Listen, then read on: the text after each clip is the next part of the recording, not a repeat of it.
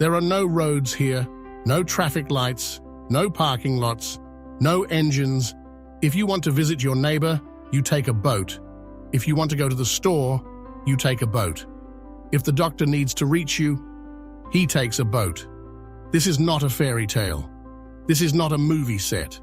This is a real town, in the real world, in the 21st century, and 2,600 people choose to live here. Exactly like this. The question is not how they survive without roads. The question is, why would anyone ever want to leave?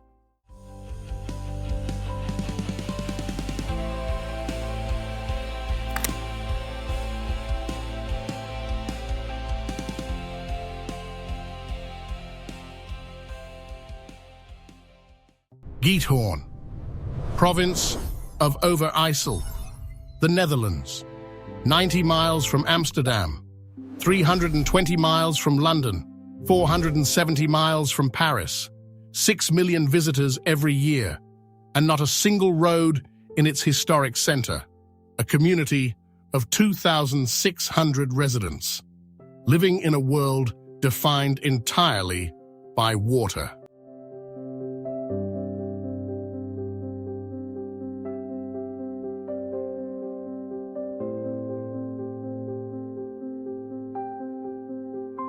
Most people who visit Giethoorn come for a weekend. They rent a whisper boat, an electric vessel barely wider than a bathtub, and they drift. They take photographs. They eat at a canal-side cafe. They leave, and they tell everyone they know about the place. Then 6 million more people come the following year. But here is what those 6 million visitors never see. They never see Giethoorn in February, when the canals freeze and the village becomes something else entirely. They never see the arguments at the town council about whether another hotel should be allowed. They never understand what it means to live somewhere that the entire world has decided belongs to them. Giethoorn was founded in the 13th century by fugitives, people who had nowhere else to go. They were given land no one wanted, swamp, peat bog, waterlogged earth. They dug, they drained, they built. The channels they carved to extract peat from the ground became the canals that now carry tourists in electric boats. Every meter of water in Giethoorn was once solid ground. Every meter was dug by hand. The village has no central square, no town hall on a main street, no cathedral at its heart. Its center is the water, and that changes everything, how people move, how they think, how they relate to each other. When your front door opens onto a canal, your relationship with your neighbor is different. You cannot drive past them. You cannot ignore them. You float past them, slowly, quietly, and you nod.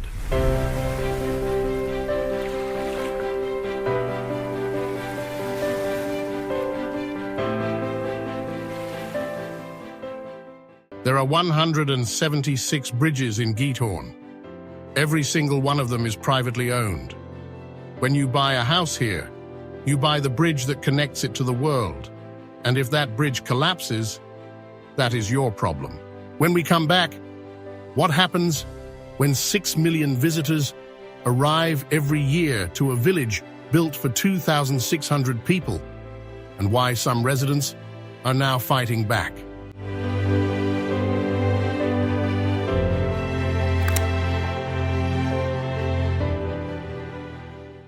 The first thing you notice in Giethoorn is the silence, not absence of sound.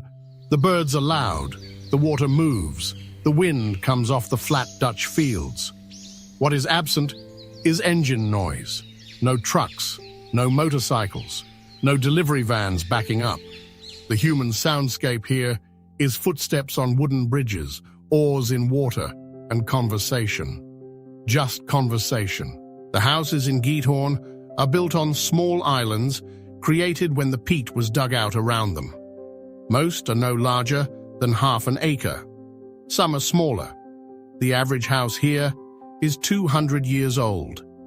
The thatched roofs, made from local reed, need to be replaced every 40 to 60 years. There are fewer than 300 licensed thatchers in the entire Netherlands. In Giethoorn, finding one is not a luxury, it is a necessity. Thatch is not just aesthetic here, it is functional. In a village where you cannot drive a truck to your house, you cannot bring modern roofing materials easily. Reed grows at the edge of every canal. It has always grown there. The village and its building material exist in the same ecosystem. From above, Giethoorn looks like a watercolor painting someone forgot to finish.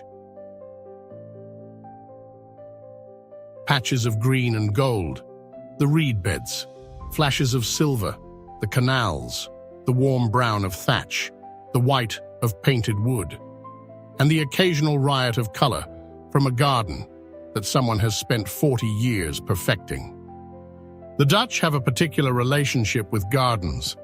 In a country where land was reclaimed from the sea, every square meter is precious. In Giethoorn, where your island might be the size of a tennis court, your garden is your statement. Roses climbing white walls, tulips in April. Always tulips in April. These are not decorations, they are declarations. There are approximately 6 kilometers of navigable canal in Giethoorn. In peak summer, July and August, up to 10,000 visitors arrive in a single day. On a canal system designed for 2,600 people. The math is uncomfortable. The reality is louder.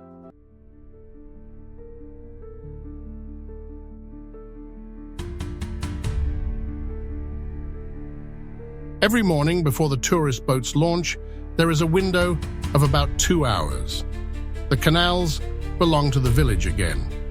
Locals say this is when they remember why they stay. Coming up, the history of a village that was never supposed to exist, the fame that nearly destroyed it, and the winter that reveals who Giethoorn really is.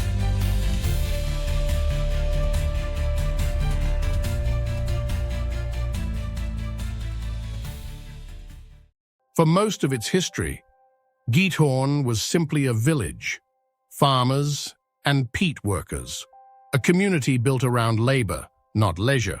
The canals were not romantic, they were infrastructure. You moved peat by boat because you had no other choice. The peat industry collapsed in the early 20th century. Synthetic fuels replaced it. The working boats sat still.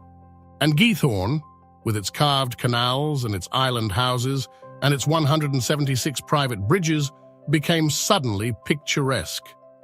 Picturesque and poor. In 1958, a Dutch filmmaker named Bert Haanstra came to Giethoorn. He made a short comedy called Fanfare, a film about village life shot entirely on the canals. It became one of the most successful Dutch films ever made. The world saw Giethoorn for the first time, and the world wanted to visit. What followed was slow at first, then rapid, then overwhelming. Giethoorn appeared in travel magazines, then on television, then on social media. In 2016, a single viral video on Facebook, drone footage of the village in spring, was watched 50 million times in 1 week. 50 million. In 7 days, for a village of 2,600 people. Tourism saved Giethoorn economically. There is no question about that. The houses that were deteriorating are now maintained. The restaurants are full. The thatchers have more work than they can accept, but tourism also changed Giethoorn in ways that cannot be undone.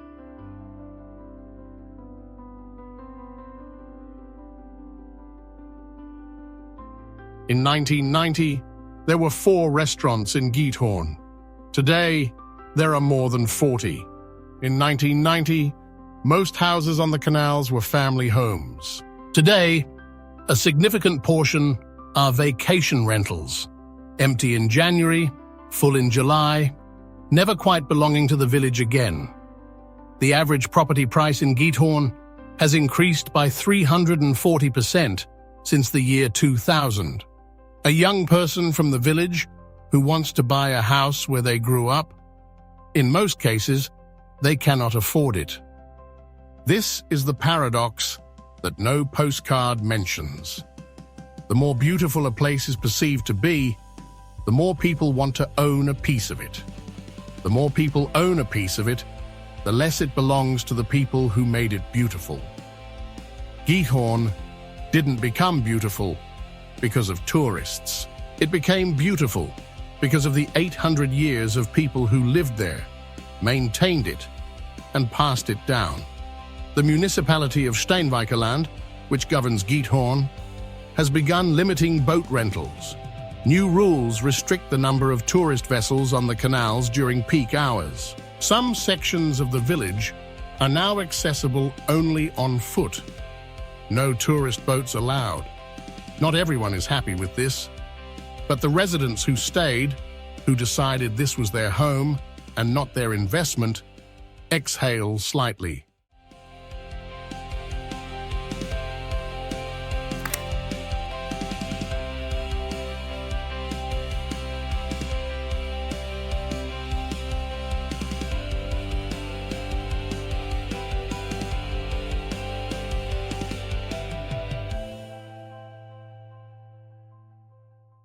There are two Giethoorns, and they exist in the same geography, in the same houses, on the same 6 kilometers of canal. The first Giethoorn belongs to the world. The second belongs to the people who live there. When the canals freeze, which happens perhaps 2 or 3 weeks each winter, something extraordinary occurs. The tourist boats cannot move. The rental companies close, the gift shops shutter, and Giethoorn becomes a skating rink.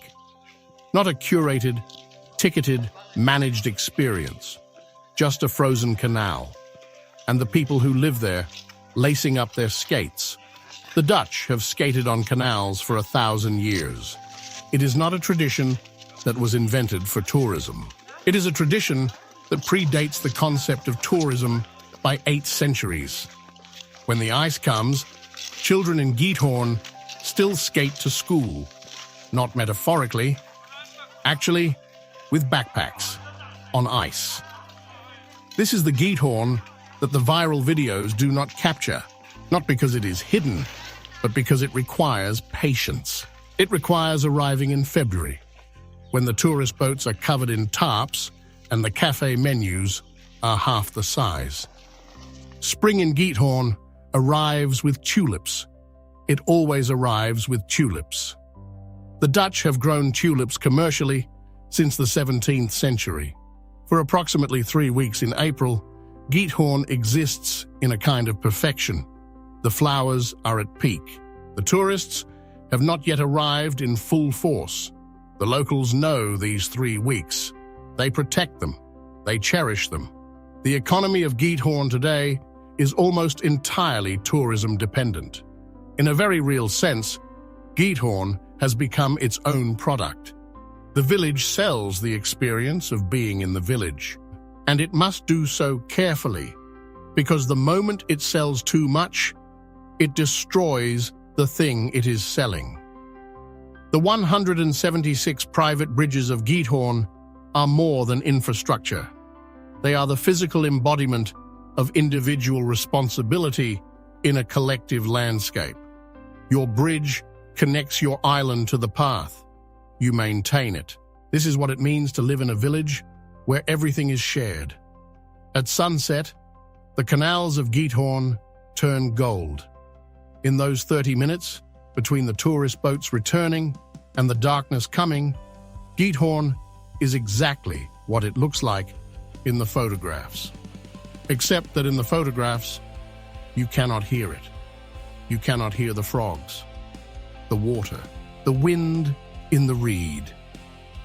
You cannot feel the particular stillness that comes when 6 million people have gone home and the 2,600 who stayed are finally alone again.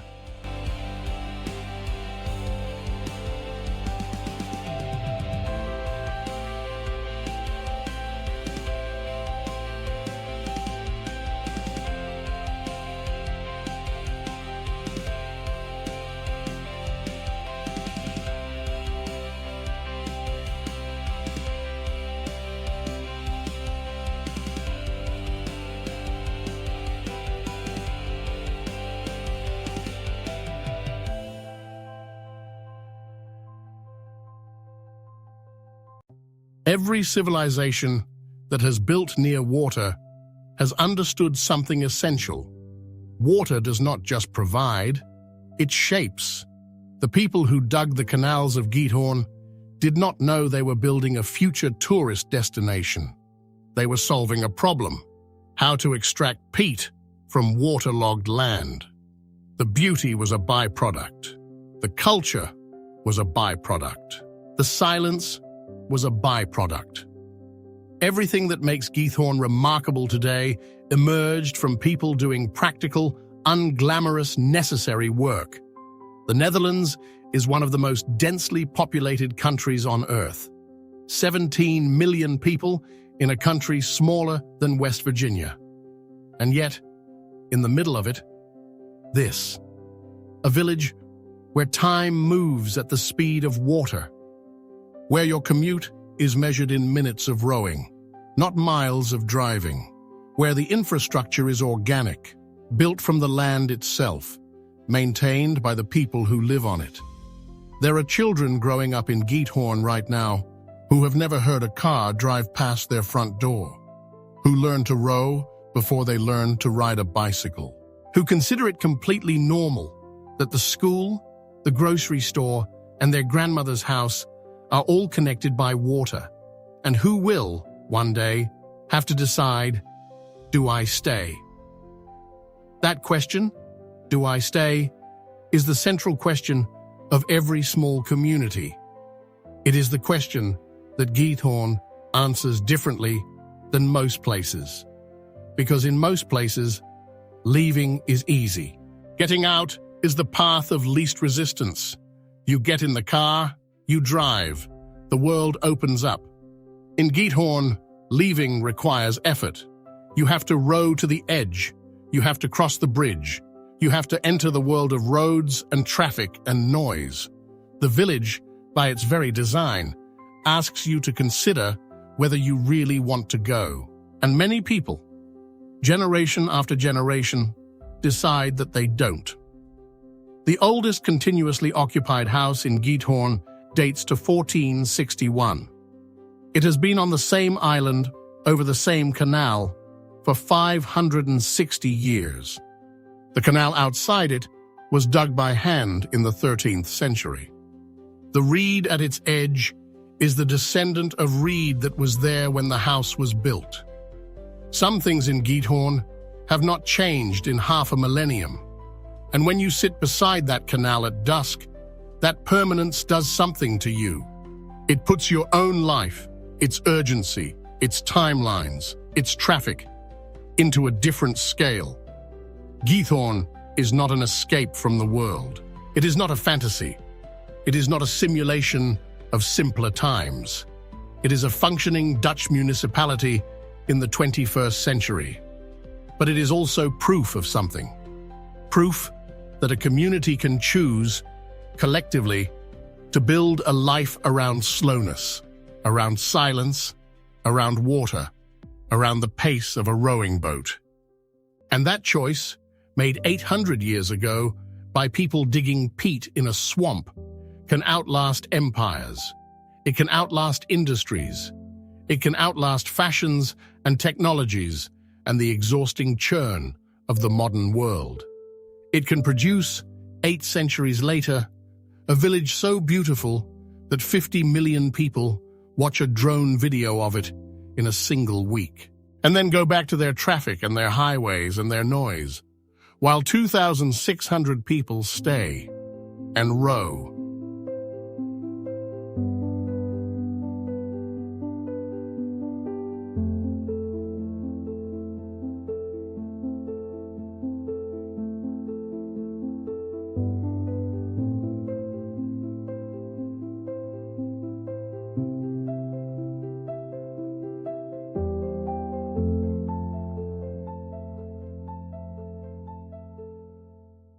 If Giethoorn made you stop, even for a moment, and think about the place where you live differently, leave that thought in the comments. What would you give up? What would you trade for 6 kilometers of canal and 176 bridges and no roads? Tell us below. And if you want to see more places like this, places that chose a different way, subscribe to the map and join our community. The next video is waiting for you. The world is larger than we think and far more extraordinary.